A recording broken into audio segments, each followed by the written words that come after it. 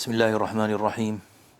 الحمد لله رب العالمين، وأفضل الصلاة وأتم التسليم على سيدنا وحبيبنا محمد وعلى آله وصحبه أجمعين، وبسند مشايخنا المتصل بسيدنا الإمام مسلم رضي الله تبارك وتعالى عنه، نفعنا الله به وبكم آمين.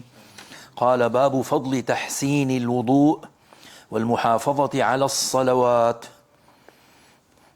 وبه إليه قال عن عثمان رضي الله تعالى عنه قال: سمعت رسول الله صلى الله عليه وسلم يقول: ما من امرئ مسلم تحضره صلاة مكتوبة فيحسن وضوءها وخشوعها وركوعها إلا كانت كفارة لما قبلها من الذنوب ما لم تؤت كبيرة، وذلك الدهر كله. بسم الله الرحمن الرحيم. الحمد لله والصلاة والسلام على رسول الله. الصلاة والسلام عليك يا سيدنا رسول الله. Shayximiz Mahmud Hafizahullohni Imom Muslimgacha bo'lgan silsilalari ila rivoyat qilib o'qishni boshlaymiz inshaalloh. 236 hadis muxtasarda. Sahih Muslimning o'zida 452 hadis. Usmon ibn Affon radhiyallohu anhu dan rivoyat qilinadi. Rasululloh sallallohu alayhi vasallamning shunday deganlarini eshitganman. Qaysi bir musulmon kishiga farz namozi vaqti kelsa-yu, uning tahoratini, xushu va rukusini yaxshilab ado etsa, o'zidan oldingi gunohlarga kafforat bo'ladi. Modomiki gunohi kabira qilmagan bo'lsa, bu har doim shundaydir dedilar.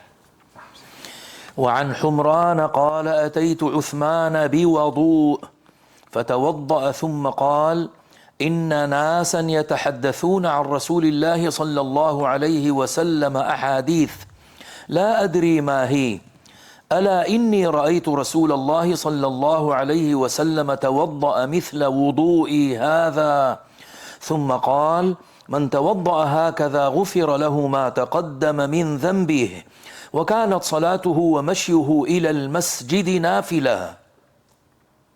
Yana u kishidan rivoyat qilinadi.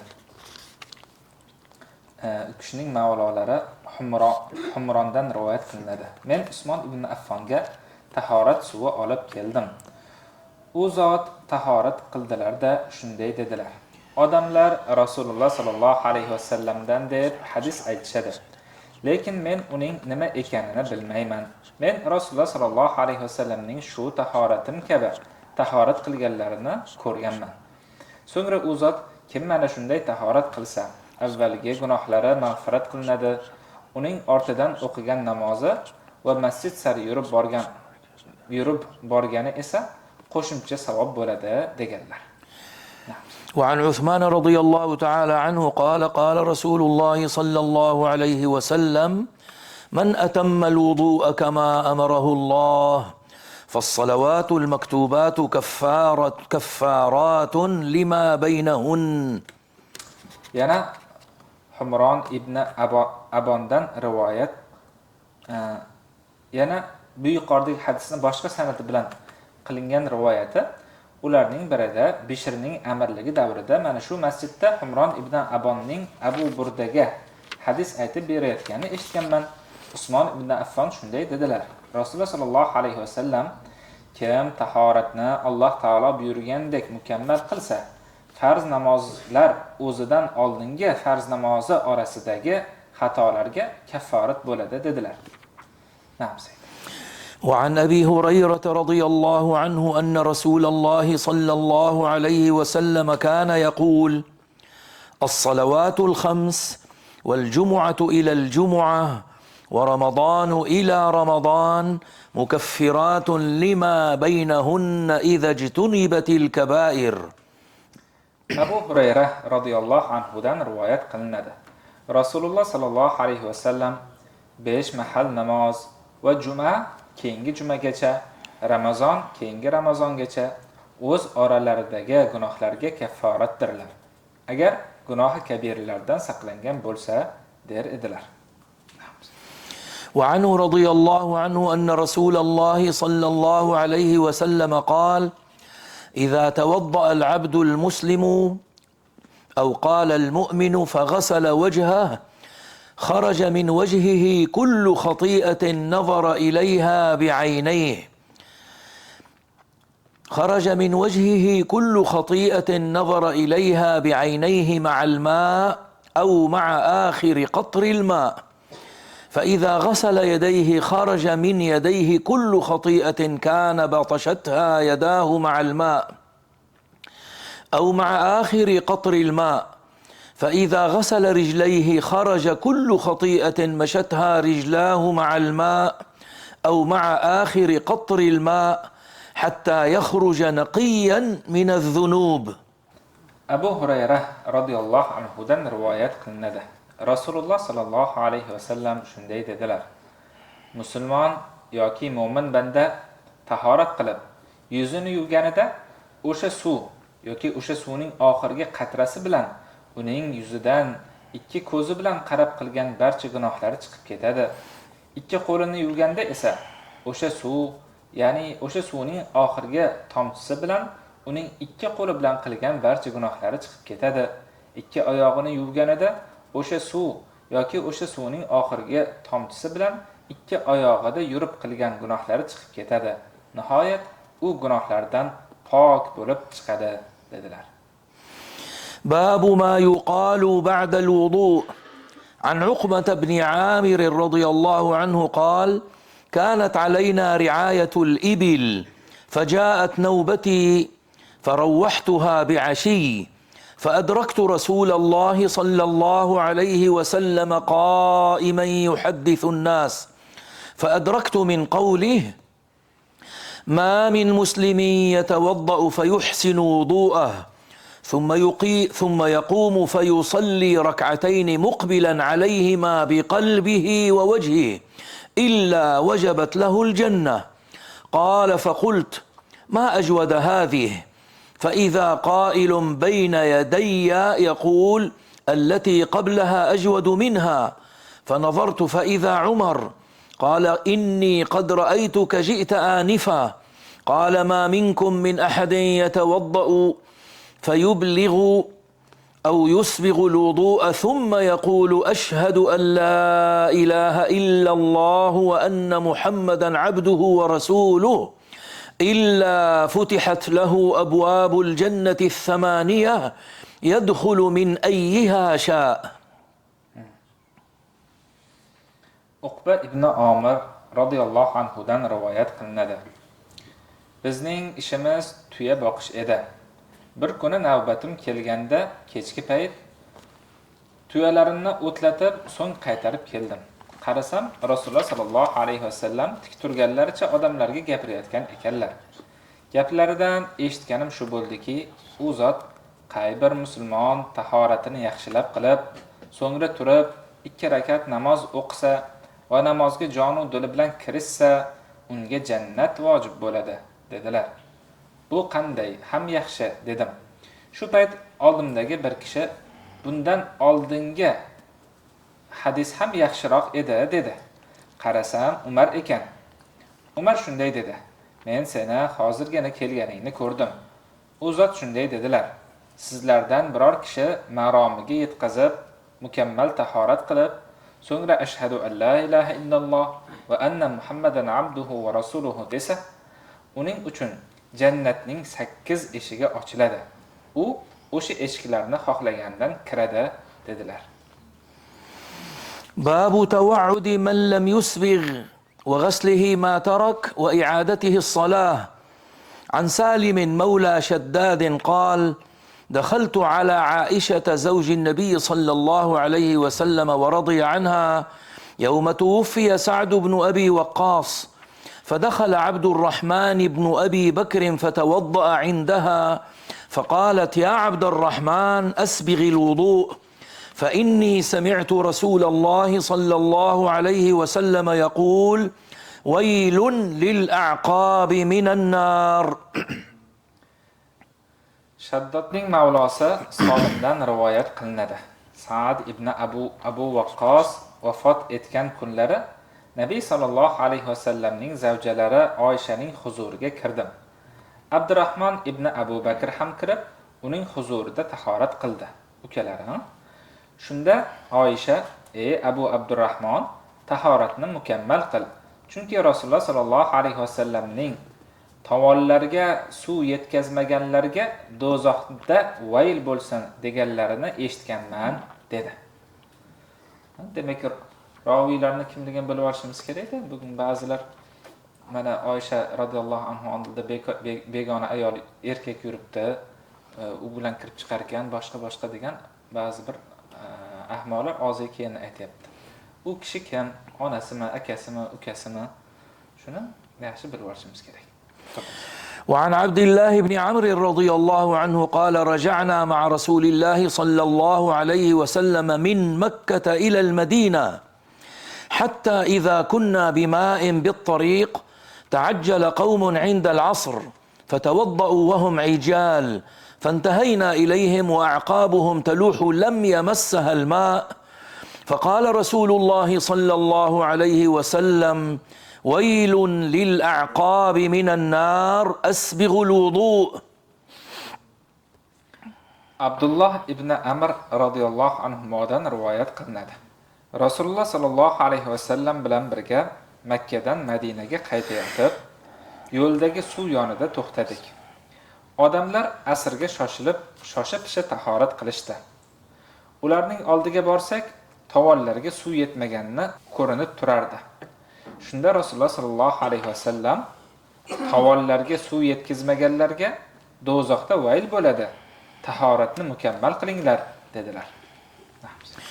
وفي رواية قال تخلف عنا النبي صلى الله عليه وسلم في سفر سافرناه فأدركنا وقد حضرت صلاة العصر فجعلنا نمسح على أرجلنا فنادانا ويل للأعقاب من النار. Yana Abdullah ibn Amr radhiyallohu anhudan rivoyat qilinadi. Nabiy sallallohu alayhi vasallam bilan qilgan safarlarimizning birida u zot bizdan ortda qoldilar. U zot bizga yetib olganlarida asr namozining vaqti kirgan edi. Tahorat qilayotib shoshilgancha oyoqlarimizga mask torta boshladik. Shunda u zot tovonlarga suv yetkazmaganlarga do'zaxda vayl bo'ladi deb nido qildilar. وعن أبي هريرة رضي الله عنه أن النبي صلى الله عليه وسلم رأى رجلا لم يغسل عقبه فقال ويل للأعقاب من النار. Abu Hurayra radhiyallohu anhudan rivoyat qilinadi. Nabiy sallallohu alayhi vasallam tovonlarini yuvmagan kishini ko'rib, tovonlarga suv yetkazmaganlarga do'zaxda vayl bo'lsin deganlarini eshitganman. وفي أخرى ويل للعراقيب من النار.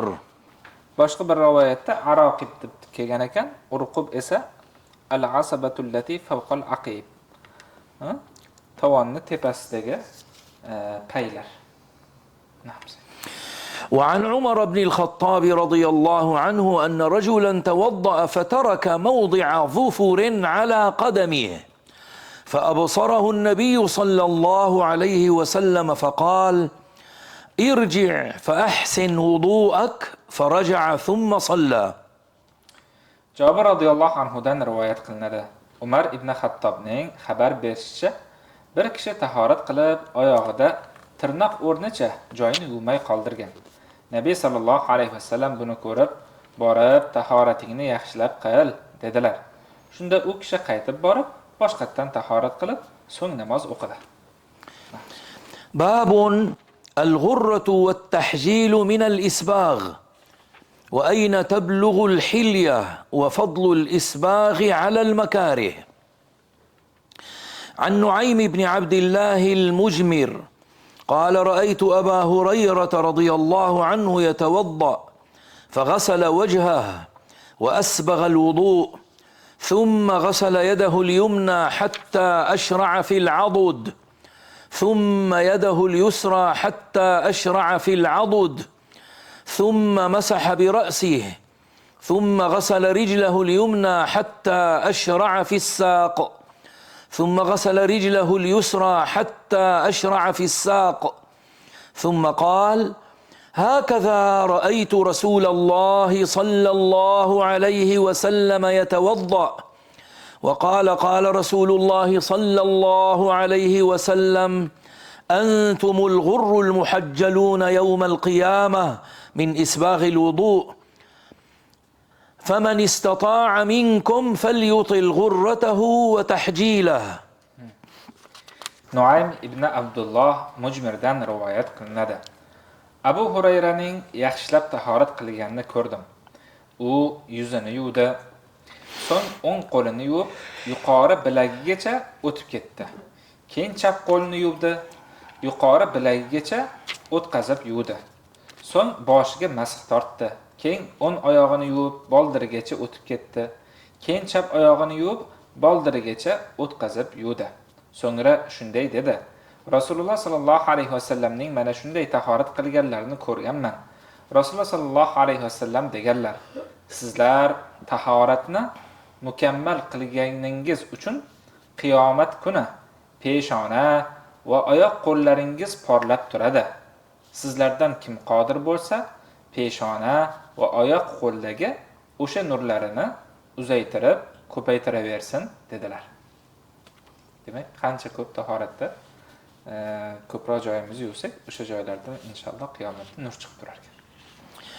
وعن أبي هريرة رضي الله عنه أن رسول الله صلى الله عليه وسلم أتى المقبرة فقال: السلام عليكم دار قوم مؤمنين وإنا إن شاء الله بكم لاحقون وددت أنا قد رأينا إخواننا قالوا أولسنا إخوانك يا رسول الله قال أنتم أصحابي وإخواننا الذين لم يأتوا بعد فقالوا كيف تعرف من لم يأت بعد من أمتك يا رسول الله فقال صلى الله عليه وسلم: أرأيت لو أن رجلا له خيل غر محجلة بين ظهري خيل دهم بهم ألا يعرف خيله؟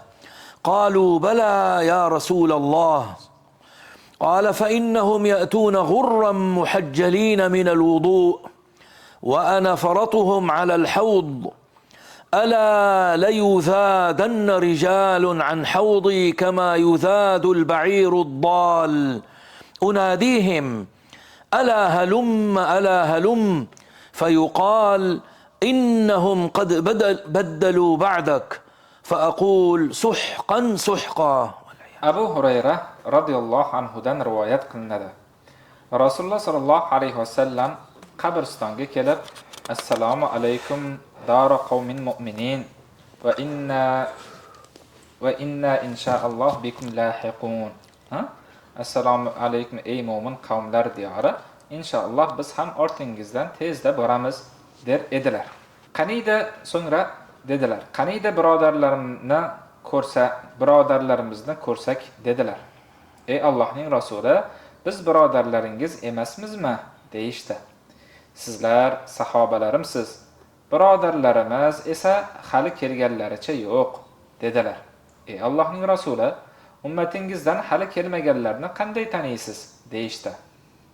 U zot: aytinglarchi, bir odamning qop-qora otlar ichida peshonasi va oyoq qo'llari oppoq qashqari otlari bo'lsa, o'sha otlarni tanib oladimi axir? Dedilar. Albatta ey Allohning rasuli deyishdi. U zot shunday dedilar: ular tahoratdan peshonalari va oyoq qo'llari porlagan holda kelishadi. Men ularni havzdagi faratiman. Farat deb suv yoki manziliga hammadan oldin borib hozirlik ko'rib turadigan kishi yoki guruhga aytiladi. Men ularni havzdagi faratiman. Ogoh bo'linglar. Bir guruh odamlar mening havzimdan xuddi adashgan tuya haydalgandek haydaladilar. Men "Hoy, bu yoqqa kelinglar" deb ularga nido qilaman. Shunda ular sendan keyin dinni o'zgartirib yuborishdi bular deyiladi. Unday bo'lsa, daf bo'lsin deyman. Alloh panoh bersin. وفي رواية قال: إن حوضي أبعد من أيلة من عدن له أشد بياضا من الثلج وأحلى من العسل باللبن ولآنيته أكثر من عدد النجوم وإني لأصد الناس كما يصد الرجل إبل الناس عن حوضه قالوا يا رسول الله أتعرفنا يومئذ قال نعم لكم سيماء ليست لأحد من الأمم تريدون علي غرا محجلين من أثر الوضوء. Abu Hurayra radhiyallohu anhudan rivoyat qilinadi. Rasululloh sallallohu alayhi vasallam shunday dedilar: Havzimning eni Ayladan Adangacha masofadan ham uzundir. Uning suvi qordan oq, asalli sutdan ham totlidir. Idishlari yulduzlardan ham ko'pdir. Men ba'zi odamlarni undan xuddi kishi birovlarning tuyasini o'zining havzidan to'sgandek to'saman. Ey Allohning rasuli, o'sha kuni bizni tanib olasizmi deyishdi. Rasululloh sallallohu alayhi vasallam shunday dedilar: Ha, sizlarda boshqa ummatlarning birortasida bo'lmaydigan alomatlar bo'ladi. Tahorat asaridan peshonalaringiz va oyoq qo'llaringiz porlagan holda huzurimga kelasizlar dedilar. وعن أبي حازم قال كنت خلف أبي هريرة وهو يتوضأ للصلاة فكان يمد يده حتى يبلغ إبطه فقلت له يا أبا هريرة ما هذا الوضوء فقال يا بني فروخ أنتم ها هنا لو علمت أنكم ها هنا ما توضأت هذا الوضوء سمعت خليلي صلى الله عليه وسلم يقول تبلغ الحلية من المؤمن حيث يبلغ الوضوء. Abu Hozimdan rivoyat qilinadi. Abu Hurayra namoz uchun tahorat qilayotgan edi. Men uning orqasida turgan edim. U qo'lini qo'ltig'igacha yetkazib yuvdi. Men unga: "Ey Abu Hurayra, bu qanaqa tahorat?" degan edim. U shunday dedi: Ey Banu Farruh, sizlar shu yerda ekansizlar-da. Shu yerdaligingizni bilsam, bunday tahorat qilmas edim. Men Xalilim sallallohu alayhi vasallamning mu'minning ziynati tahorat suvi yetgan joygacha boradi deganlarni eshitganman dedi. وعن أبي هريرة رضي الله عنه أن رسول الله صلى الله عليه وسلم قال ألا أدلكم على ما يمحو الله به الخطايا ويرفع به الدرجات قالوا بلى يا رسول الله قال إسباغ الوضوء على المكاره وكثرة الخطى إلى المساجد وانتظار الصلاة بعد الصلاة فذلكم الرباط. Abu Hurayra radhiyallohu anhudan rivoyat qilinadi. Rasululloh sallallohu alayhi vasallam Alloh xatolarni o'chirib, darajalarni ko'tarishiga sabab bo'ladigan narsaga sizlarni dalolat qilaymi dedilar. Ha, ey Allohning rasuli deyishdi. Unda qiyinchiliklarda ham tahoratni mukammal qilish, masjidga qadamni ko'paytirish va namozdan so'ng namozni kutish, ana o'sha ishingiz ribotdir dedilar. Izoh: qiyinchiliklar deb tarjima qilingan so'z matnda makorih deb aytilgan bo'lib, malollanish, erinish kabi ma'nolarni ham o'z ichiga oladi. Islomda chegarani dushman hujumidan himoya qilish ribot deyiladi. Chegarachi nafsini jilovlab, chegarada sabr matonat bilan sobit turadi. Shuning uchun hadisda zikr qilingan amallar ham ribotga tenglashtirilmoqda. باب السواك عند كل صلاة والتيمن في الطهور. عن أبي هريرة رضي الله عنه عن النبي صلى الله عليه وسلم قال لولا أن أشق على أمتي لأمرتهم بالسواك عند كل صلاة. Abu Hurayra radhiyallohu anhudan rivoyat qilinadi. Nabiy sallallohu alayhi vasallam agar mu'minlarni yoki ummatimni mashaqqatga solib qo'ymasam edi, ularni har bir namoz oldidan misvokka buyurgan bo'lar edim dedilar. وعن المقدام بن شريح عن أبيه قال سألت عائشة رضي الله عنها قلت بأي شيء كان يبدأ النبي صلى الله عليه وسلم إذا دخل بيته قالت بالسواك. Miqdom ibn Shurayh otasidan rivoyat qiladi. Men Oysha radhiyallohu anhodan Nabiy sallallohu alayhi vasallam uyga kirganlarida ishni nimadan boshlar edilar deb so'radim. U zot misvokdan dedilar. وعن حذيفة رضي الله عنه قال كان رسول الله صلى الله عليه وسلم إذا قام ليتهجد يشوص فاه بالسواك. Huzayfa radhiyallohu anhudan rivoyat qilinadi. Rasululloh sallallohu alayhi vasallam tunda turganlarida og'izlarining ichini misvok bilan ishqalardilar.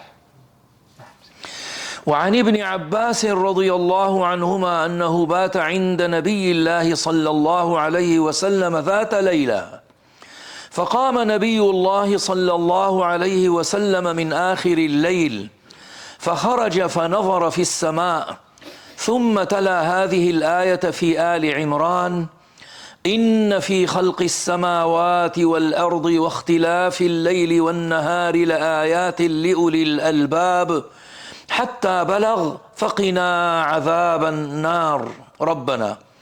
ثم رجع إلى البيت فتسوك وتوضأ ثم قام فصلى ثم اضطجع ثم قام فخرج فنظر إلى السماء ثم تلا هذه الآية ثم رجع فتسوك فتوضأ ثم قام فصلى صلى الله عليه وسلم.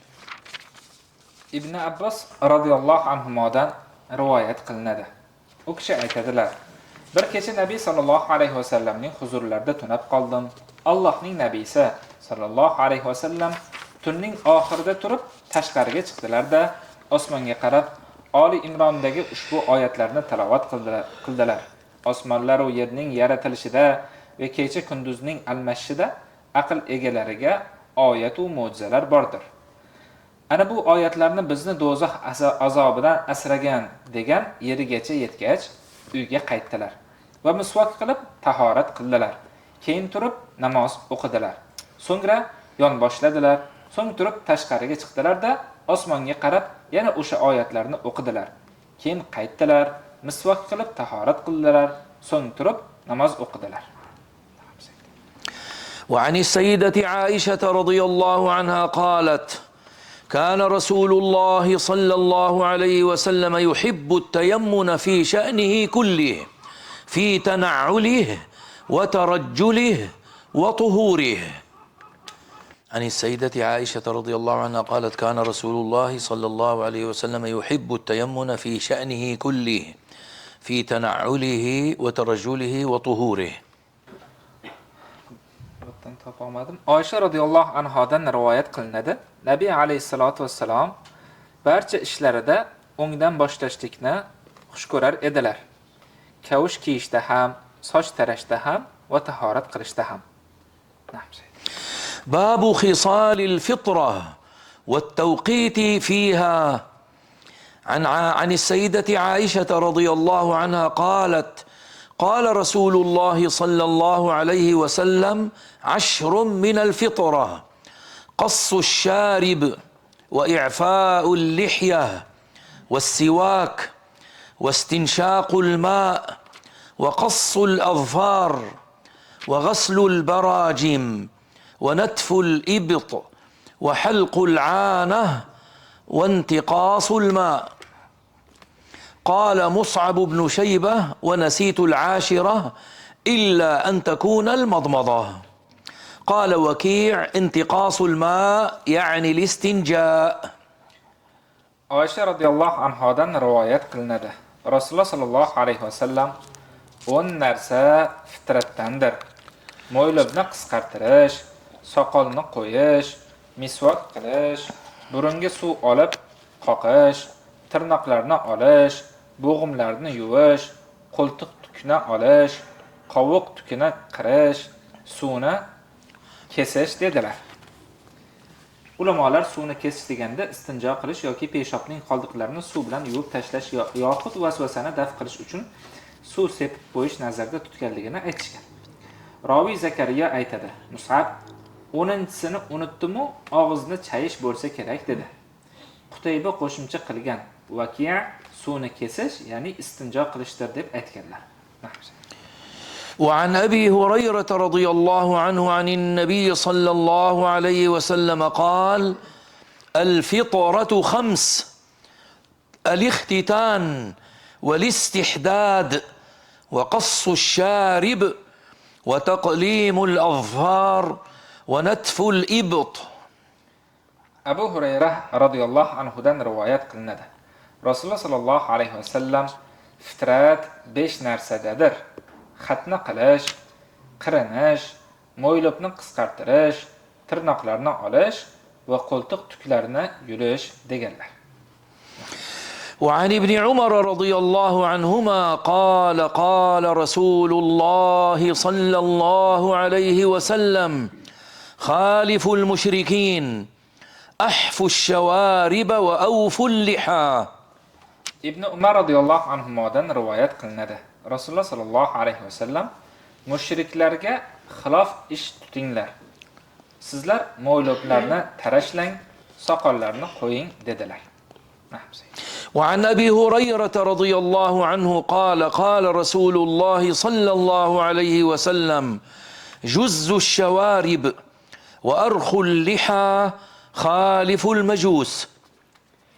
Rasululloh sallallohu alayhi vasallam mo'ylobni kalta qilinglar, soqolni qo'yinglar, majusiylarga teskari ish qilib yuringlar dedilar.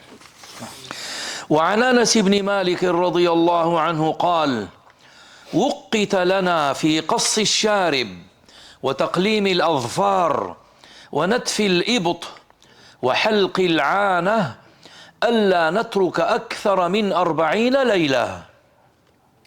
Anas ibn Malik radhiyallohu anhudan rivoyat qilinadi. Biz uchun mo'ylabni qisqartirish, tirnoqlarni olish, qo'ltiq tuklarni yulish va qovuq tukini qirish muddatini 40 kechadan oshirmaslik belgilandi dedilar. باب ما يستنجى به والنهي عن الاستنجاء باليمين. عن سلمان رضي الله عنه قال: قيل له: قد علمكم نبيكم كل شيء حتى الخراءة؟ قال: فقال: أجل، لقد نهانا أن نستقبل القبلة بغائط أو ببول، أو أن نستنجي باليمين، أو أن نستنجي بأقل من 3 أحجار، أو أن نستنجي برجيع أو بعظم. Abdurrahman ibn Yaziddan rivoyat qilinadi. Salmonga: Nabiyingiz sallallohu alayhi vasallam sizlarga hamma narsani, hatto qanday hojat chiqarishni ham o'rgatibdimi deyishibdi. Yahudiylar aytgan. Shunda u: albatta, u zot bizni qiblaga yuzlanib qazoy hojat yoki bavul qilishdan, o'ng qo'l bilan istinjo qilishdan, 3 tadan kam tosh bilan istinjo qilishdan, tezak yoki suyak bilan istinjo qilishdan qaytarganlar debdi. وفي رواية: ونهانا عن الروث والرمة. Boshqa bir rivoyatda demak suyaklar bilan istinjo qilishdan qaytarganlar. وعن أبي قتادة رضي الله عنه قال: قال رسول الله صلى الله عليه وسلم: لا يمسكن أحدكم ذكره بيمينه وهو يبول، ولا يتمسح من الخلاء بيمينه، ولا يتنفس في الإناء. Abdullah ibn Abu Qatada otasi radhiyallohu anhudan rivoyat qiladi. Rasululloh sallallohu alayhi vasallam shunday dedilar: birortangiz bavul qilganda zakarini hargiz o'ng qo'li bilan ushlamasin, najosatni o'ng qo'li bilan artmasin. Shuningdek, suv ichayotib idishning ichiga nafas chiqarmasin dedilar. وعن أنس بن مالك رضي الله عنه قال كان رسول الله صلى الله عليه وسلم يتبرز لحاجته فآتيه بالماء فيغتسل به. Anas ibn Malik radhiyallohu anhudan rivoyat qilinadi. Rasululloh sallallohu alayhi vasallam qazoyi hojat uchun sayhonlikka chiqardilar. Men u zotga suv olib borar edim. So'ng o'sha suv bilan poklanardilar. باب ما جاء في استقبال القبلة واستدبارها ببول أو غائط والنهي عن التخلي في الطرق والظلال. عن أبي أيوب رضي الله عنه أن النبي صلى الله عليه وسلم قال إذا أتيتم الغائط فلا تستقبلوا القبلة ولا تستدبروها ببول ولا غائط ولكن شرقوا أو غربوا. قال أبو أيوب فقدمنا الشام فوجدنا مراحيض قد بنيت قبل القبلة فننحرف عنها ونستغفر الله. Abu Ayyub radhiyallohu anhudan rivoyat qilinadi. Nabiy sallallohu alayhi vasallam hojatga borsangiz, bavulda ham, qazoy hojatda ham qiblaga yuzlanmanglar. Unga orqa ham o'tirmanglar. Sharqqa yoki g'arbga qarab o'tiringlar dedilar. Shomga kelsak, hojatxonalar qibla tomonga qaratib qurilgan ekan. Shuning uchun biz undan qibladan burilib o'tirar va Allohdan mag'firat so'rardik. وعن ابن عمر رضي الله عنهما قال رقيت على بيت أختي حفصة فرأيت رسول الله صلى الله عليه وسلم قاعدا لحاجته مستقبل الشام مستدبر القبلة. Ibn Umar radhiyallohu anhudan rivoyat qilinadi. Bir kuni opam Hafsaning uyining tomiga chiqqanman va Rasululloh sallallohu alayhi vasallamning Shomga yuzlanib, qiblaga orqa o'girgan holda qazoy hojatda o'tirganlarini ko'rganman. Izoh: boshqa rivoyatlarda o'shanda to'siq yoki devor bilan o'ralgan hojatxonada bo'lganlari aytilgan. Ulamolarimiz hojatxonaning atrofi o'ralgan bo'lsa, qiblaga qarab o'tirishning zarari yo'q degan hukmni shu hadisdan olishgan. وفي رواية قاعدا على لبنتين مستقبلا بيت المقدس. Boshqa bir rivoyatda to'liqroq keltirgan ekan. Masjidda namoz o'qiyotgan edim. Abdulloh ibn Umar qibla tarafga orqa o'girib, suyanib o'tirgan edi. Namozimni tugatgach, bir yonim bilan uning oldiga bordim. Abdulloh: ba'zi odamlar hojatga o'tirsang qiblaga ham, Baytul Maqdisga ham yuzlanib o'tirma deyshadi. Lekin men bir kuni uyning tomiga chiqqanimda Rasululloh sallallohu alayhi vasallamning ikkita g'isht ustida hojat uchun Baytul Maqdisga qarab o'tirganlarini ko'rganman dedi. Izoh: bu kishi yuzingni Masjidul Harom tomon bur degan oyatni noto'g'ri tushunib, namozdan boshqa paytda qiblaga yuzlanish mumkin emas deb o'ylagan ekan. Shuning uchun Abdulloh ibn Umar radhiyallohu anhuma unga mazkur gaplarni aytib, xatosini to'g'rilaganlar. وعن أبي هريرة رضي الله عنه أن رسول الله صلى الله عليه وسلم قال اتقوا اللاعنين. قالوا وما اللاعنان يا رسول الله؟ قال الذي يتخلى في طريق الناس أو في ظلهم. Abu Hurayra radhiyallohu anhudan rivoyat qilinadi. Rasululloh sallallohu alayhi vasallam ikki la'natchidan saqlaninglar dedilar. Ey Allohning rasuli, ikki la'natchi nima u deyishdi. U zot odamlarning yo'liga yoki soyalanadigan joylariga qazoy hojat qilish dedilar. باب ما جاء في البول قائما. عن أبي وائل رضي الله عنه قال كان أبو موسى يشدد في البول ويبول في قارورة ويقول إن بني إسرائيل كانوا إذا أصاب جلد أحدهم بول قرضه بالمقاريض.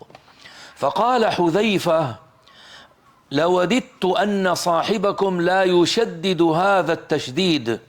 فلقد رأيتني أنا ورسول الله صلى الله عليه وسلم نتماشى فأتى سباطة قوم خلف حائط فقام كما يقوم أحدكم فبال فانتبذت منه فأشار إلي فجئت فقمت عند عقبه حتى فرغ.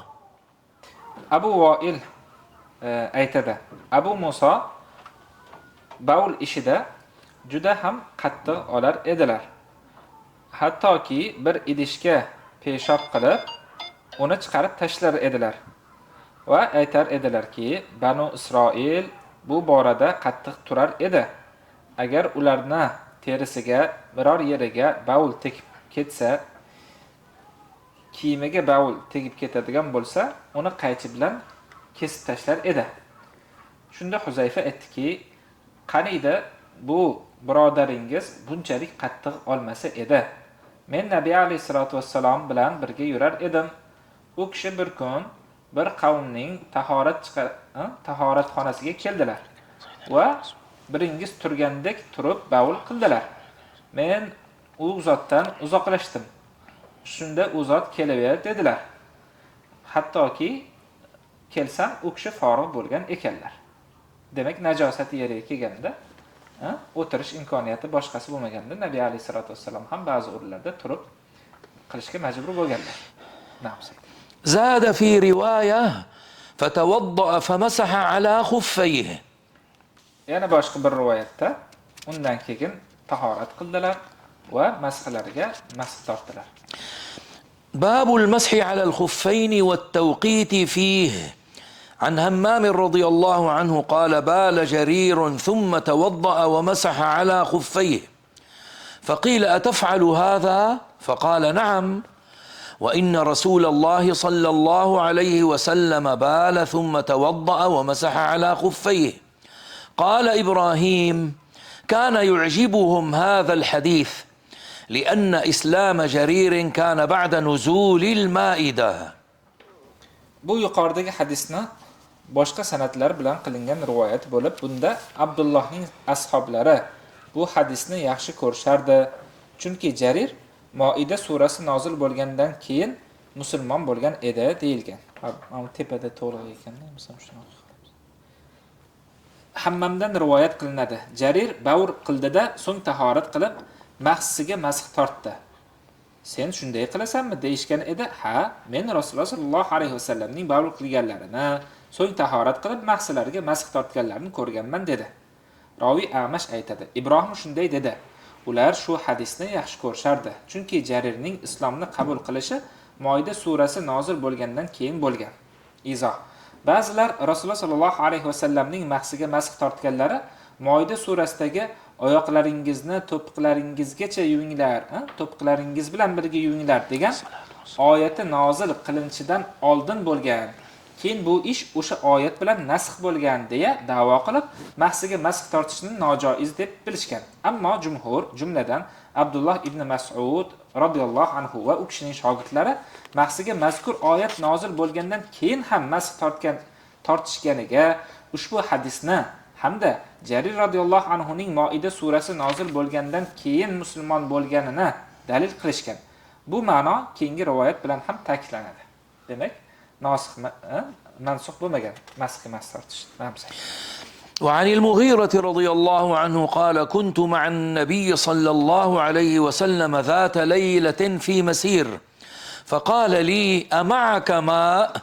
قلت نعم، فنزل عن راحلته فمشى حتى توارى في سواد الليل ثم جاء فأفرغت عليه من الإداوة فغسل وجهه وعليه جبة من صوف، وفي رواية شامية ضيقة الكمين، فلم يستطع أن يخرج ذراعيه منها حتى أخرجهما من أسفل الجبة فغسل ذراعيه ومسح برأسه، ثم أهويت لأنزع خفيه فقال دعهما فإني أدخلتهما طاهرتين ومسح عليهما صلى الله عليه وسلم. Urva ibn Mughira otasi radhiyallohu anhu dan rivoyat qiladi.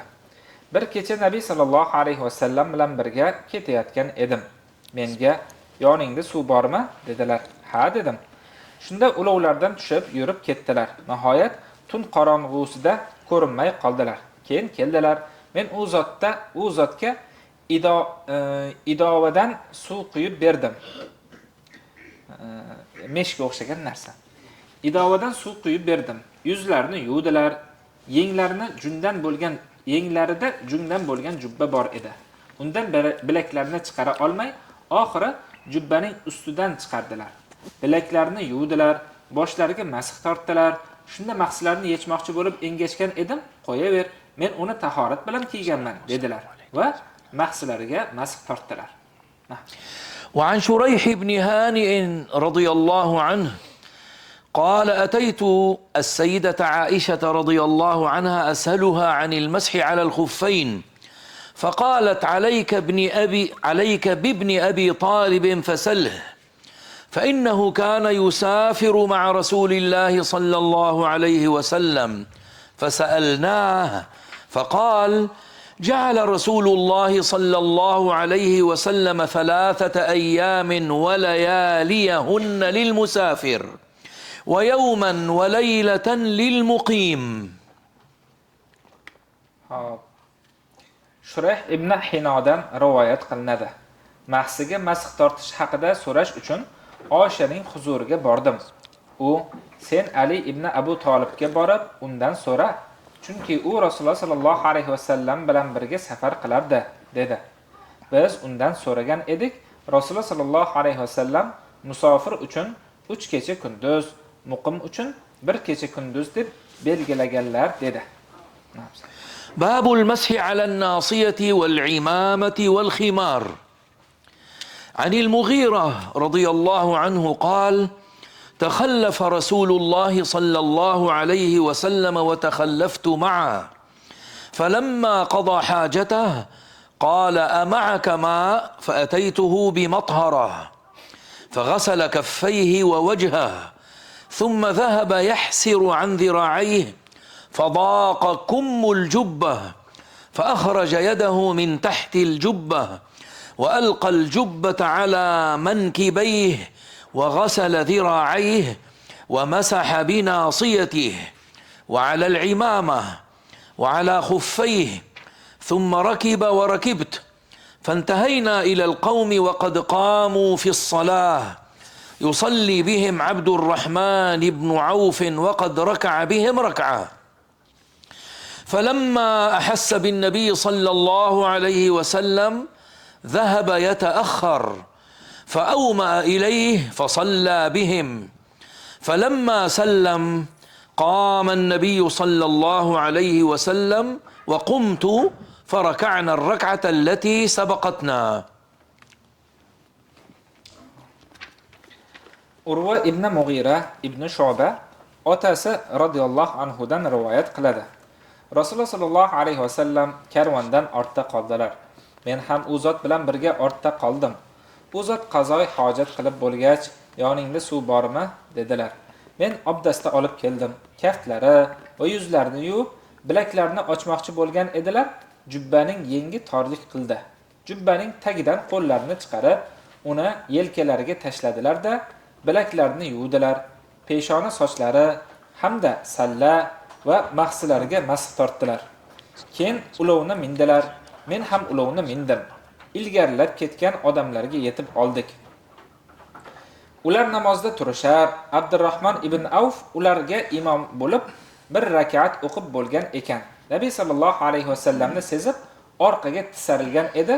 U zot unga imo qildilar. U namozni oxirgacha o'qib berdi. U salom bergach, Nabiy sallallohu alayhi vasallam turdilar. Men ham turdim va ulgurmagan rak'atimizni o'qib oldik. وفي رواية فأفزع ذلك المسلمين فأكثروا التسبيح فلما قضى النبي صلى الله عليه وسلم صلاته أقبل عليهم ثم قال أحسنتم أو قال قد أصبتم يغبطهم أن صلوا الصلاة لوقتها. Boshqa bir rivoyatda demak Nabiy alayhisolatu vasallamning namoz ustiga kelib qolishliklari namoz o'qiyotgan sahobalarni cho'chitib yubordi. Shunda ular tovushlarini chiqarib tasbih aytishdi. ana shunda Nabiy alayhisolatu vassalam namozni o'qib bo'lib aytdilarki, namozni o'z vaqtida o'qib yaxshi qildingiz. Farishtalar vaqtida o'qilgan namozga havaslari keladi dedilar. وعن بلال رضي الله عنه أن رسول الله صلى الله عليه وسلم مسح على الخفين والخمار. Bilal radhiyallohu anhu dan rivoyat qilinadi. Rasululloh sallallohu alayhi vasallam mahsa va sallaga masx tortdilar. Sallaga masx tortish bilasizlar-a? Sallaga tortilmaydi. Bundoq qilganda masx tortiladi boshga. O'shanda xuddiki nima sallaga ham tortilgandek bo'ladi. Lekin sallani o'ziga tortib bo'lmaydi. Faqat tortayotgan bundoq qilgani uchun sallaga ham tortilgandek ko'rinadi. To'g'rimi? O'shaning uchun sallaga ham tortildi, shuni aytishadi. Inshaalloh. Sayyi hatta la yamsahu ala al-imama. الله يبارك. Va yaqulun sami'na hadisan sahihan. الله ما شاء الله. ما شاء الله صحيح مسلم جميل في الأبواب الفقهية. جميل جدا ما شاء الله. باب فعل الصلوات بوضوء واحد وغسل اليدين عند القيام من النوم وأن النوم ليس بحدث. عن بريدة رضي الله عنه أن النبي صلى الله عليه وسلم صلى الصلوات يوم الفتح بوضوء واحد. صلى الصلوات يوم الفتح بوضوء واحد ومسح على خفيه، فقال له عمر: لقد صنعت اليوم شيئا لم تكن تصنعه. فقال: عمدا صنعته يا عمر.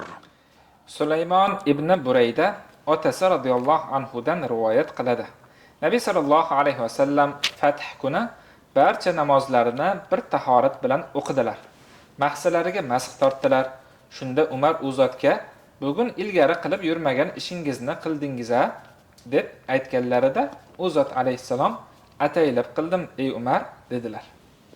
Joizligini bildirish. Na'am. وعن أبي هريرة رضي الله عنه عن أن النبي صلى الله عليه وسلم قال: إذا استيقظ أحدكم من نومه فلا يغمس يده في الإناء حتى يغسلها ثلاثا فإنه لا يدري أين باتت يده. Abu Hurayra radhiyallohu anhu dan rivoyat qilinadi. Nabiy sallallohu alayhi vasallam birortangiz uyqusidan uyg'onganda birinchi qo'lini 3 marta yumaguncha idishga tiqmasin. Chunki u qo'li qayerda tunaganini bilmaydi dedilar. وعن أنس رضي الله عنه قال: أقيمت الصلاة والنبي صلى الله عليه وسلم يناجي رجلا فلم يزل يناجيه حتى نام أصحابه ثم جاء فصلى بهم ولم يذكر وضوءا. وعنه رضي الله عنه قال: كان أصحاب رسول الله صلى الله عليه وسلم ينامون ثم يصلون ولا يتوضؤون. Anas radhiyallohu anhu dan rivoyat qilinadi. Nabiy alayhisolatu vassalamning sahobalari mudrashar edi-yu, so'ngra turib namoz o'qishar edi, lekin tahorat qilishmasdi. باب إذا ولغ الكلب في الإناء أريق الماء وغسل الإناء 7 مرات. وعن أبي هريرة رضي الله عنه قال: قال رسول الله صلى الله عليه وسلم: إذا ولغ الكلب في إناء أحدكم فليرقه ثم ليغسله 7 مرار. Abu Hurayra radhiyallohu anhu dan rivoyat qilinadi. Rasululloh sallallohu alayhi vasallam birortangizning idishini ityalab qo'ysa, uni to'kib yuborsin, keyin 7 marta yuvsin dedilar. وفي لفظ آخر: طهور إناء أحدكم إذا ولغ فيه الكلب أن يغسله 7 مرات أولاهن بالتراب. Abu Hurayra radhiyallohu anhu dan rivoyat qilinadi. Rasululloh sallallohu alayhi vasallam birortangizni idishini ityalab qo'ysa, uning poklanishi 7 marta yuvishdir. Birinchisi tuproq bilan bo'ladi dedilar. وعن ابن المغفل رضي الله عنه قال: أمر رسول الله صلى الله عليه وسلم بقتل الكلاب ثم قال ما بالهم وبال الكلاب ثم رخص في كلب الصيد وكلب الغنم وقال إذا ولغ الكلب في الإناء فاغسلوه 7 مرات وعفروه 8 في التراب. ibn Mug'affal radhiyallohu anhudan rivoyat qilinadi. Rasululloh sallallohu alayhi vasallam itlarni o'ldirishga buyurdilar. Keyinroq esa endi ularni itlar bilan ishi bo'lmasin dedilar-da, so'ng ov iti hamda qo'ychivon itga ruxsat berdilar va agar it idishni yalab qo'ysa, uni 7 marta yuvib, 8-sida tuproq bilan ishqalanglar dedilar. قالوا الجراثيم التي في لعابه لا تزول بالماء والمنظفات إلا بالتراب. باب النهي أن يبال في الماء الراكد وما جاء في صب الماء على البول في المسجد. عن أبي هريرة رضي الله عنه عن النبي صلى الله عليه وسلم قال لا يبولن أحدكم في الماء الدائم ثم يغتسل منه. Abu Hurayra radhiyallohu anhudan rivoyat qilinadi. Nabiy sallallohu alayhi vasallam birortangiz hargiz oqma suvga bavul qilmasin, keyin undan o'zi yuvinadi-ku dedilar. وعنه رضي الله عنه قال قال رسول الله صلى الله عليه وسلم لا يغتسل أحدكم في الماء الدائم وهو جنب. فقال كيف يفعل يا أبا هريرة؟ فقال يتناوله تناولا. Hisham ibn Zuhraning mavlosi Abu Soib aytadi. Abu Hurayra radhiyallohu anhu shunday deganini eshitdim. Rasululloh sallallohu alayhi vasallam birortangiz junub holida oqma suvda g'usl qilmasin dedilar. Ey Abu Hurayra, unda qanday qiladi desam, qo'li bilan olib dedi. وعن أنس بن مالك رضي الله عنه قال بينما نحن في المسجد مع رسول الله صلى الله عليه وسلم إذ جاء أعرابي فقام يبول في المسجد فقال أصحاب رسول الله صلى الله عليه وسلم ما قال رسول الله صلى الله عليه وسلم لا تزرموه دعوه فتركوه حتى بال ثم إن رسول الله صلى الله عليه وسلم دعاه فقال له إن هذه المساجد لا تصلح لشيء من هذا البول ولا القذر إنما هي لذكر الله والصلاة وقراءة القرآن أو كما قال رسول الله صلى الله عليه وسلم. قال فأمر رجلا من القوم فجاء بدلو من ماء فشنه عليه. Anas ibn Malik radhiyallohu anhu aytadi. Rasululloh sallallohu alayhi vasallam bilan birga masjidda edik. Bir a'robiy kelib masjidda bavul qila boshladi.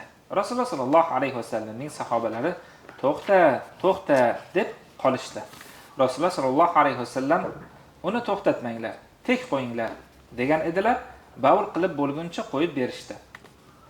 Keyin Rasululloh sallallohu alayhi vasallam uni chaqirib, bu masjidlarda mana bu bavul va iflosliklarni birortasi durust bo'lmaydi. Ular masjidlar faqat Alloh azza va jallaning zikri, namoz va Qur'on qiroati uchun qurilgan dedilar. Yoki Rasululloh sallallohu alayhi vasallam shunga o'xshash gap aytdilar. So'ngra qavmdan bir kishiga buyurgan edilar, u cherakda suv keltirib, peshobning ustidan sepib yubordi. باب نضح بول الرضيع. عن السيدة عائشة رضي الله عنها أن رسول الله صلى الله عليه وسلم كان يؤتى بالصبيان فيبرك عليهم ويحنكهم فأتي بصبي فبال عليه فدعا بماء فأتبعه بوله ولم يغسله. Nabiy sallallohu alayhi vasallamning zavjalari Oysha radhiyallohu anhudan rivoyat qilinadi.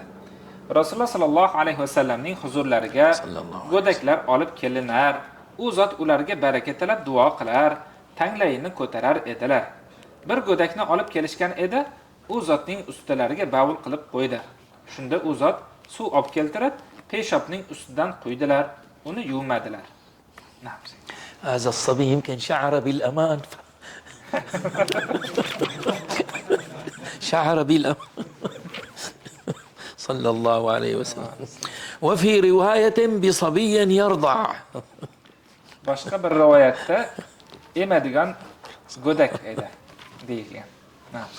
وعن أم قيس بنت محصن أنها أتت رسول الله صلى الله عليه وسلم بابن لها لم يبلغ أن يأكل الطعام، فبال في حجر رسول الله صلى الله عليه وسلم، فدعا رسول الله صلى الله عليه وسلم بماء فنضحه على ثوبه ولم يغسله غسلا. Ubaydulloh ibn Abdulloh ibn Utba ibn Mas'ud aytadi. Ummu Qays bint Mihsan u Rasululloh sallallohu alayhi vasallamga bay'at qilgan birinchi muhojir ayollardan bo'lib, u Koshi ibn Mihsanning singlisi, Banu Asad ibn Huzaymaliklardan biri edi. Shu ayol menga xabar qildiki, u hali ovqat yemaydigan o'g'lini Rasululloh sallallohu alayhi vasallamning huzurlariga olib borgan ekan. O'g'li u zotning quchoqlariga baul qilib qo'yibdi. Shunda Rasululloh sallallohu alayhi vasallam suv olib keltirib, uni kiyimlarining ustidan quyib yubordilar, yuvib o'tirmabdilar. باب غسل المني من الثوب وغسل دم الحيض. عن علقمة والأسود رضي الله عنهما أن رجلا نزل بعائشة فأصبح يغسل ثوبه، فقالت عائشة: إنما كان يجزئك أن رأيته أن تغسل مكانه، فإن لم ترى نضحت حوله، لقد رأيتني أفركه من ثوب رسول الله صلى الله عليه وسلم فركا فيصلي فيه. Alqama va Aswaddan rivoyat qilinadi. Bir kishi Oyshaning uyida mehmon bo'lib tunab qoldi. Ertalab kiyimini yuva boshladi. Shunda Oysha: agar kiyimingda manini ko'rsang, o'sha joyini yuvsang bo'ldi. Agar ko'rmagan bo'lsang, lekin tekkan deb gumon qilayotgan bo'lsang, atrofiga suv sepib qo'yasan. Men Rasululloh sallallohu alayhi vasallamning kiyimlaridan uni, ya'ni manini yaxshilab ishqalab tashlar edim. Keyin u zot unda namoz o'qiyverar edilar dedi. وفي رواية قالت: هل رأيت فيهما يعني في ثوبيك شيئا؟ قلت: لا. قالت: فلو رأيت شيئا غسلته، لقد رأيتني وإني لأحكه من ثوب رسول الله صلى الله عليه وسلم يابسا بظفري. Abdullah ibn Shihob Havloniydan rivoyat qilinadi. Oysha radhiyallohu anhu aytadilarki, biror narsa ko'rganingda yuvsang bo'lardi, esimda qurigan bo'lsa, men uni Rasululloh sallallohu alayhi vasallamning kiyimlaridan tirnog'im bilan ishqalab tashlar edim deganlar. وعن سليمان بن يسار قال: أخبرتني عائشة رضي الله عنها أن رسول الله صلى الله عليه وسلم كان يغسل المني ثم يخرج إلى الصلاة في ذلك الثوب وأنا أنظر إلى أثر الغسل فيه. Sulaymon ibn Yasardan kishining kiyimiga tekkan mani haqida, uning o'zini yuvadimi yoki butun kiyimini yuvadimi deb so'radim. U shunday dedi: Oysha menga Rasululloh sallallohu alayhi vasallam manini yuvib, keyin o'sha kiyimni namozga chiqardilar. Men uning yuvilganining asarini ko'rib turardim deb aytib bergan. وعن أسماء رضي الله عنها قالت: جاءت امرأة النبي صلى الله عليه وسلم فقالت: إحدانا يصيب ثوبها من دم الحيضة، كيف تصنع به؟ قال: تحته ثم تقرصه بالماء ثم تنضحه ثم تصلي فيه. Asma radhiyallohu anhodan rivoyat qilinadi. Bir ayol Nabiy sallallohu alayhi vasallamning huzurlariga kelib, birimizning kiyimiga hayz qonidan tegib qoladi. Uni nima qiladi? dedi. U zot uni ishqalab tashlaydi, keyin suv bilan yaxshilab ishqalab yuvadi, ustidan suv sepadi-da, keyin unda namoz o'qiyveradi dedilar. باب في الاستبراء من البول والتستر وما يقول إذا دخل الخلاء. عن ابن عباس رضي الله عنهما قال: مر رسول الله صلى الله عليه وسلم على قبرين فقال: أما إنهما ليعذبان وما يعذبان في كبير، أما أحدهما فكان يمشي بالنميمة وأما الآخر فكان لا يستتر من بوله. قال فدعا بعسيب رطب فشقه باثنين ثم غرس على هذا واحدا وعلى هذا واحدا ثم قال لعله أن يخفف عنهما ما لم ييبسا. Ibn Abbas radhiyallohu anhudan rivoyat qilinadi. Rasululloh sallallohu alayhi vasallam ikki qabrning yonidan o'tdilar va bularning ikkisi ham azoblanmoqda. Katta narsa uchun azoblanayotganlari yo'q. Ulardan biri chaqimchilik qilib yurar edi, boshqasi esa peshobidan ehtiyotlanmas edi, dedilar. So'ngra bir xol xurmo novdasini olib keltirdilar-da, ikkiga bo'lib, birining bunisiga, birini unisiga suqib qo'ydilar. So'ngra shoyat bular quriguncha ikkovidan azobni yengillatib tursa dedilar. وفي رواية وكان الآخر لا يستنزه عن البول أو قال من البول. Boshqa bir rivoyatda boshqasi esa peshobga e'tiborsiz yoki peshobdan poklanmas edi deyilgan. وعن أنس رضي الله عنه قال كان رسول الله صلى الله عليه وسلم إذا دخل الخلاء في رواية الكنيفة إذا دخل الخلاء وفي رواية الكنيف قال اللهم إني أعوذ بك من الخبث والخبائث. Anas ibn Malik radhiyallohu anhudan rivoyat qilinadi. Nabiy alayhissalatu vassalam xaloga kirsalar, hojatxonaga kirsalar aytadilarki Allohumma inni a'udhu bika minal khubthi wal khaba'ith. Erkak va ayol jinlardan seni panohingni so'rayman der edilar. ذكرت لكم مرة سيدنا الشيخ محمد زكريا البخاري دخل على الحمام ثم خرج مباشرة. قلت سيدي نسيتم شيئا؟ قال أنا ما تعوزت. تعوز ثم دخل. سبحان الله. خرج. نعم. ثم دخل مرة ثانية. باب ما يحل من الحائض. عن عائشة رضي الله عنها قالت كانت إحدانا إذا كانت حائضا أمرها رسول الله صلى الله عليه وسلم أن تأتزر في فور حيضتها ثم يباشرها.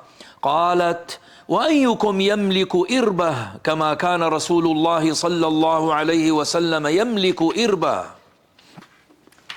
Oysha radhiyallohu anhodan rivoyat qilinadi. U zot aytadilar, birortamiz hayz ko'rgan bo'lsa, Rasululloh sallallohu alayhi vasallam unga hayzi ko'paygan paytida izor o'rab olishni buyurar, keyin u bilan mubosharat qilar edilar. Qaysi biringiz Rasululloh sallallohu alayhi vasallam shahvatlarni tiya olganlardek shahvatingizni tiya olasiz dedilar. وعن ميمونة رضي الله عنها قالت كان رسول الله صلى الله عليه وسلم يباشر نساءه فوق الإزار وهن حيض.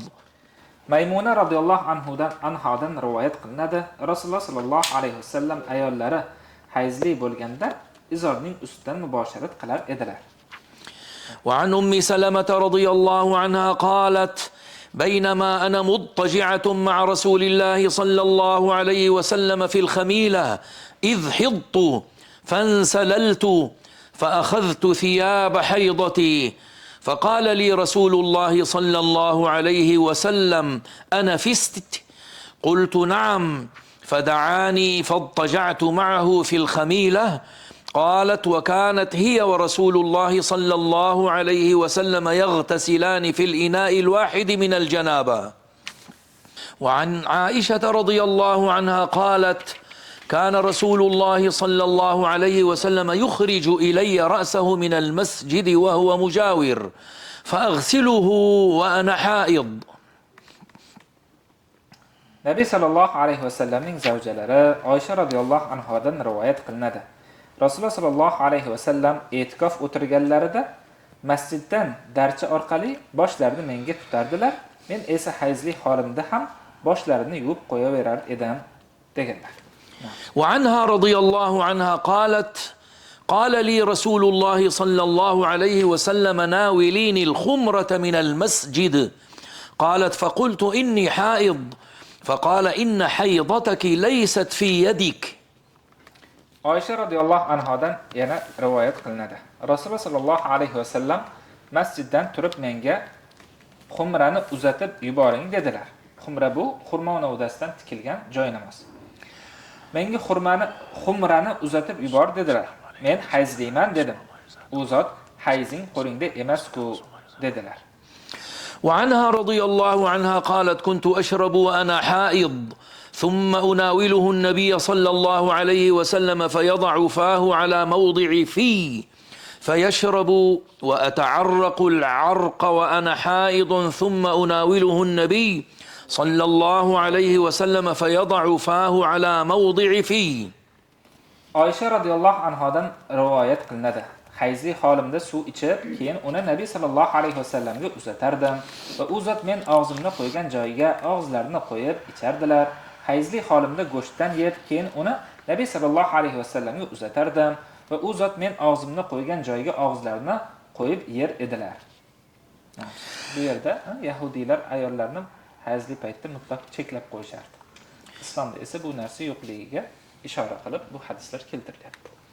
وعنها رضي الله عنها أنها قالت كان رسول الله صلى الله عليه وسلم يتكئ في حجري فيقرأ القرآن وأنا حائض صلى الله عليه وسلم.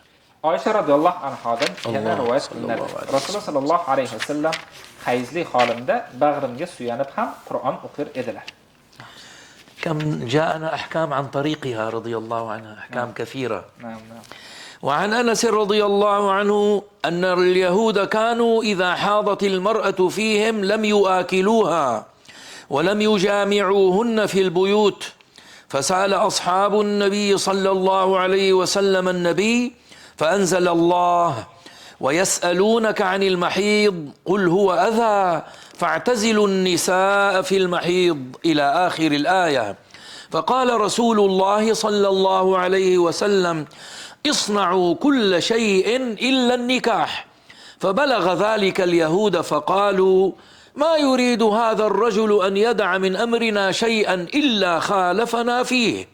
فجاء أسيد بن الحضير وعباد بن بشر فقالا يا رسول الله إن اليهود تقول كذا وكذا أفلا نجامعهن. فتغير وجه رسول الله صلى الله عليه وسلم حتى ظننا أن قد وجد عليهما فخرجا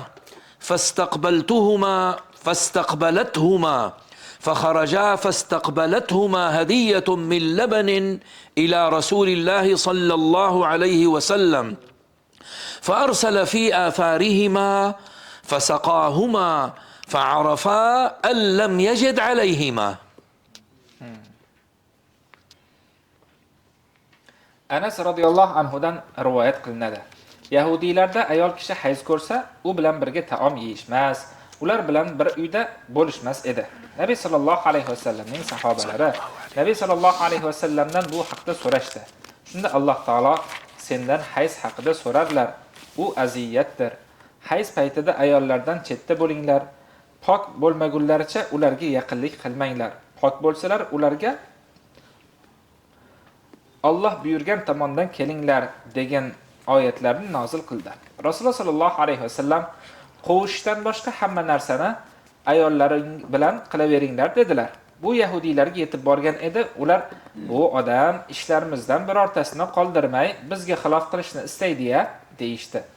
Keyin Usayd ibn Hudayr bilan Abbod ibn Bishr kelib, ey Allohning rasuli, yahudiylar unday bunday deyishyapti. Ular ayollar bilan birga bo'lmaylikmi deyishdi. Rasululloh sallallohu alayhi vasallamning yuzlari o'zgarib ketdi. Hatto ikkovidan achchiqlandilar deb o'yladik. Ular chiqib ketishdi. Ularning ketidan Rasululloh sallallohu alayhi vasallamga hadiyaga sut kelib qoldi. U zot ularni ortlaridan odam yuborib, ikkovlariga ichirdilar. Shunda ular u zotning ulardan achchiqlanmaganlarini bilishdi. باب في الوضوء من المذي وغسل الذكر منه. عن سيدنا علي بن أبي طالب رضي الله عنه قال كنت رجلا مذاء فكنت أستحيي أن أسأل رسول الله صلى الله عليه وسلم لمكان ابنته فأمرت المقداد بن الأسود فسأله فقال يغسل ذكره ويتوضأ. Ali radhiyallohu anhudan rivoyat qilinadi. Sermazi kishi edim. Xo'p, qizlari nikohimdaligi tufayli bu haqda Nabiy sallallohu alayhi va sallamdan so'rashga uyalar edim. Shuning uchun Miqdod ibn Aswadga aytgan edim, u so'rab berdi. U zot zakarni yuvib tahorat qiladi debdilar. Mazi jinsiy qo'zg'alish tufayli jinsiy a'zodan kiradigan oq suyuqlikdir. Vadi ba'zan baul qilgandan keyin chiqadigan quyuq oq suyuqlikdir. Mazi yoki vadi chiqqanda tahorat buziladi, lekin g'usl vojib bo'lmaydi. وفي رواية فقال رسول الله صلى الله عليه وسلم توضأ وانضح فرجك. Boshqa rivoyatda tahorat qilganda farjingga suv sepib qo'ygan dedilar. باب وضوء الجنب إذا أراد النوم أو معاودة أهله. عن عائشة رضي الله عنها أن رسول الله صلى الله عليه وسلم كان إذا أراد أن ينام وهو جنب توضأ وضوءه للصلاة قبل أن ينام. Oysha radhiyallohu anhodan rivoyat qilinadi. Rasululloh sallallohu alayhi vasallam junub holatlarida uxlamoqchi bo'lsalar, uxlashdan oldin namozga tahorat qilgandek tahorat qilib olar edilar. وفي رواية إذا أراد أن يأكل أو ينام توضأ وضوءه. Boshqa bir rivoyatda biror narsa yemoqchi yoki uxlamoqchi bo'lsalar, namozga tahorat qilgandek tahorat qilib olar edilar deyilgan. وعن ابن عمر رضي الله عنهما أن عمر استفتى النبي صلى الله عليه وسلم فقال: هل ينام أحدنا وهو جنوب؟ قال: نعم، ليتوضأ ثم لينم حتى يغتسل إذا شاء. Ibn Umar radhiyallohu anhudan rivoyat qilinadi. Umar Nabiy sallallohu alayhi vasallamdan fatvo so'rab, junub holatida uxlasak bo'ladimi dedi. U zot ha, tahorat qilib, keyin xohlasa g'usl qilishdan oldin uxlayversin dedilar. وعن عبد الله بن قيس قال: سألت عائشة رضي الله عنها عن وتر رسول الله صلى الله عليه وسلم فذكر الحديث. قال: قلت: كيف كان يصنع في الجنابة؟ أكان يغتسل قبل أن ينام أم ينام قبل أن يغتسل؟ قالت: كل ذلك كان يفعل، ربما اغتسل فنام. كل ذلك كان يفعل. قالت: كل ذلك كان يفعل، ربما اغتسل فنام وربما توضأ فنام. قلت: الحمد لله الذي جعل في الأمر سعة. Abdullah ibn Abu Qaysdan rivoyat qilinadi. Oyshadan Rasululloh sallallohu alayhi vasallamning vitrlari haqida so'radim. U zot junublikda nima qilardilar? Uxlashdan oldin g'usl qilarmidilar yoki g'usl qilmay uxlarmidilar dedim. Oysha radhiyallohu anha aytdilar: bularning hammasini ham qilganlar. Gohida g'usl qilib, keyin uxlardilar, gohida esa tahorat qilib ham uxlayverar edilar dedi. Bu ishda kengchilik bergan Allohga hamd bo'lsin dedim. وعن ابن عباس رضي الله عنهما انتهيتم سيدي؟ انتهيتم من الشرح؟ نعم. وعن ابن عباس رضي الله عنهما أن النبي صلى الله عليه وسلم قام من الليل فقضى حاجته ثم غسل وجهه ويديه ثم نام. Ibn Abbas radhiyallohu anhudan rivoyat qilinadi. U kishi aytadilar: Nabiy alayhisolatu vassalam bir safar tunda turdilar, qazo hojat qildilar, so'ngra yuzlarini, qo'llarini yuvib, yana yotib uxladilar. وعن أبي سعيد الخدري رضي الله عنه قال: قال رسول الله صلى الله عليه وسلم: إذا أتى أحدكم أهله ثم أراد أن يعاود فليتوضأ بينهما وضوءا. Abu Sa'id Khudri radhiyallohu anhudan rivoyat qilinadi. Rasululloh sallallohu alayhi vasallam biringiz ahliga yaqinlik qilgach, yana shuni istasa tahorat qilib olsin dedilar. Ravi Abu Bakr o'z hadisida ikkisining o'rtasida bir tahorat qilib olsinni qo'shimcha qilgan. Izoh: ushbu hadisdan bir necha marta yaqinlik qilmoqchi bo'lgan odamga orada tahorat qilib olish sunnat ekani hamda necha marta bo'lsa ham bir marta g'usl qilish vojib bo'lishi tushuniladi. وعن أنس رضي الله عنه أن النبي صلى الله عليه وسلم كان يطوف على نسائه بغسل واحد.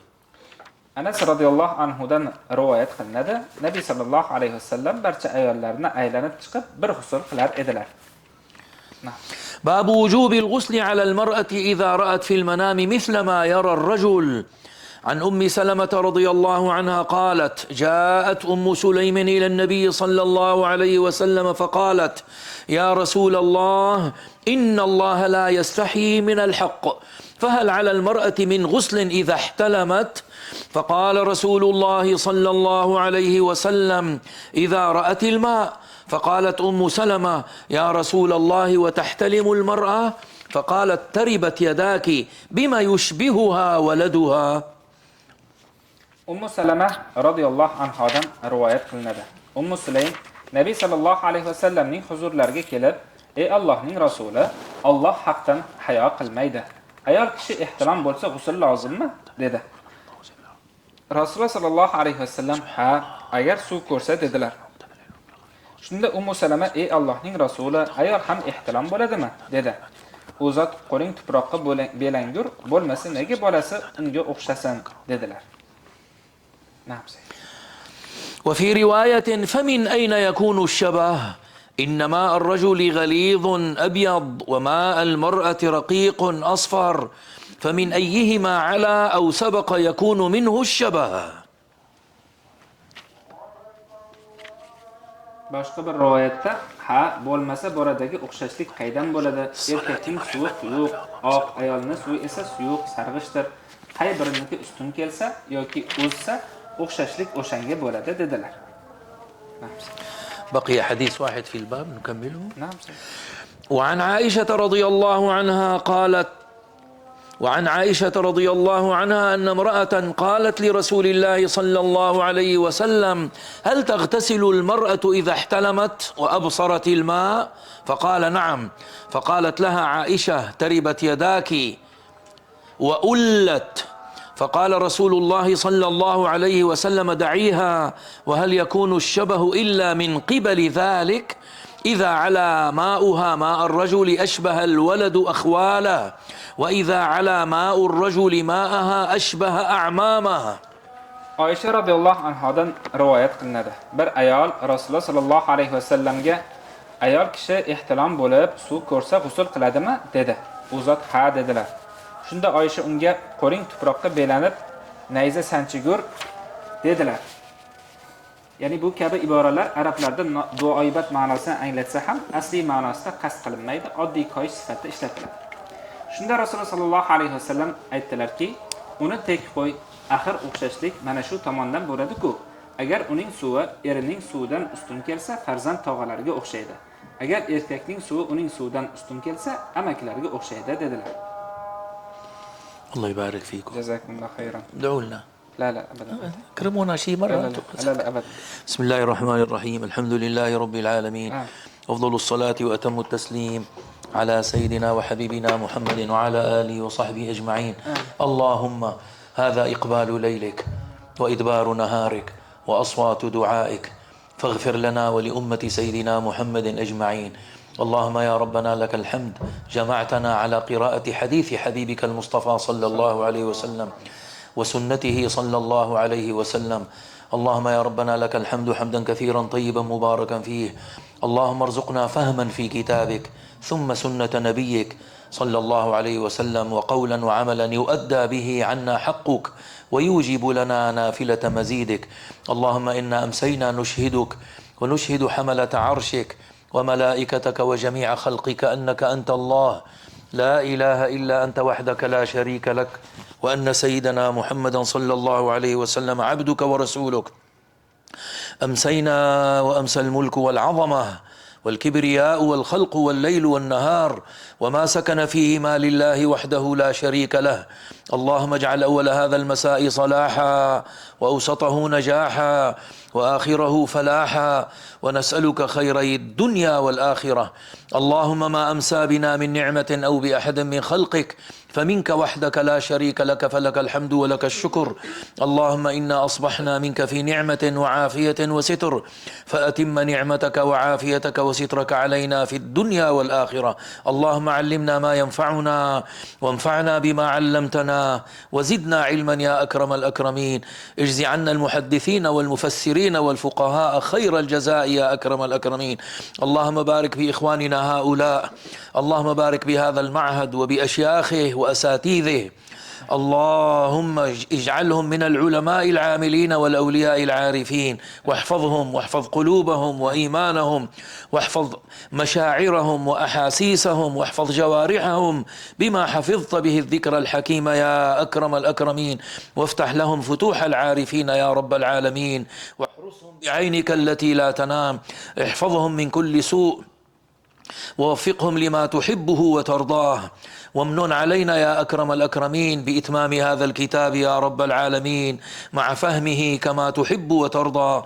وصلى الله وسلم وبارك على سيدنا وحبيبنا محمد وعلى آله وصحبه وسلم. ربنا تقبل منا بسر الفاتحة.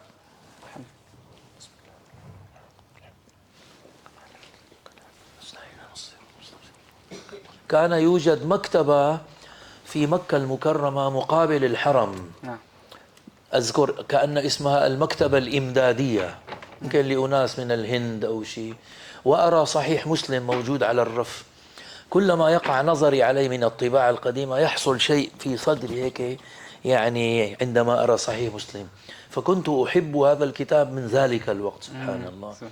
وهي نعمة كبيرة، يعني الله عز وجل يمن علينا بحضور هذه الجلسة. وهم يقرؤون نور الإيضاح كمتن، والآن يقرؤون الأدلة كأننا نقرأ بإعلاء السنن، يعني أدلة نور الإيضاح الذي يقرأ هذه الأحاديث. والإمام مسلم بوب بأبواب الفقه، يعني يرتاح ويفرح كثيرا. جزاكم الله خيرا. جزاكم سيدي. أكرمكم الله.